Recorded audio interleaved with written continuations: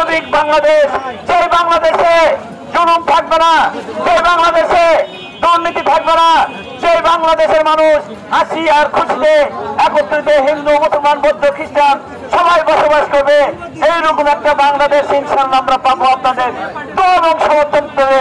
বিএনপির ভারপ্রাপ্ত চেয়ারম্যান তারেক রহমান ঘোষিত রাষ্ট্র কাঠামো মেরামতের ৩১ দফা রূপরেখা বাস্তবায়নের লক্ষ্যে নওগাঁর নিয়ামতপুর উপজেলায় গণসংযোগ ও মত বিনিময় সভা অনুষ্ঠিত হয়েছে। নওগাঁ থেকে বিশেষ প্রতিনিধি সাইদুল ইসলাম হেলালের তথ্যচিত্রে থাকছে বিস্তারিত।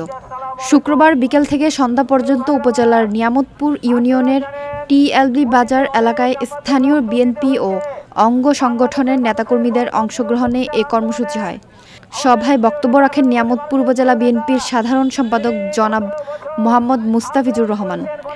তিনি বলেন, ৩১ দফা রূপরেখা হচ্ছে বাংলাদেশের গণতন্ত্র ও জনগণের অধিকার পুনরুদ্ধারের রোডম্যাপ।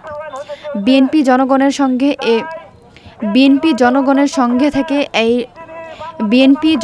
সঙ্গে থেকে এই লক্ষ্য পূরণের বদ্ধপরিকর। এ সময় তিনি আসন্ন একাদশ জাতীয় সংসদ নির্বাচনে নওগাঁ ১ আসনে নিয়ামতপুর, পৌরসা, সাপাহার বিএনপির সম্ভাব্য প্রার্থী হিসেবে জনগণের দোয়া ও সমর্থন কামনা করেন। সভায় বিএনপি ও এর সহযোগী সংগঠনের বিপুল সংখ্যক নেতাকর্মী উপস্থিত ছিলেন।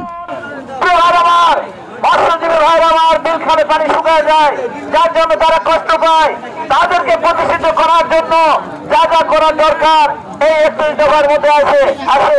কৃষক ভাইরা আপনাদের উন্নয়নের কথা এখানে আছে।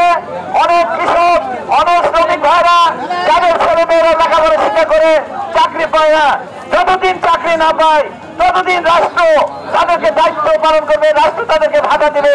এটা এই ৩১ দফার মধ্যে আছে ভাইয়ের আমার। সুতরাং ৩১ দফা হলো বাংলাদেশের মানুষের মুক্তির সনদ। আপনাদেরকে আমি অনুরোধ রাখলাম, আহ্বান রাখলাম, আমি মোস্তাফিজুর রহমান, আমি বড় কথা নয়, কে এমপি হবে কে মনোনয়ন দেওয়া বড় কথা নয়।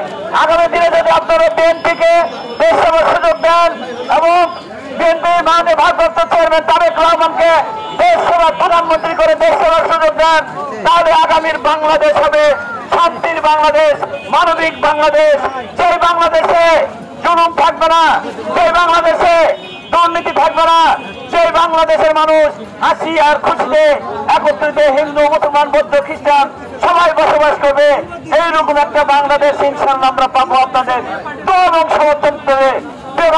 আপনাদের কাছে আহ্বান জানাম, এখন থেকে আপনারা ঐক্যবদ্ধভাবে একত্রিত হয়ে আগামী দিনে আপনারা ধানের শীষে ভোট দেওয়ার জন্য প্রস্তুত থাকবেন। ইনশাআল্লাহ আপনাদের দোয়া এবং সমর্থন এবং ভোট নিয়ে আমাদের প্রিয় নেতা তারেক রহমানের নেতৃত্বে আগামী দিনে একটি সুন্দর বাংলাদেশ আপনাদেরকে আমরা উপহার দিব।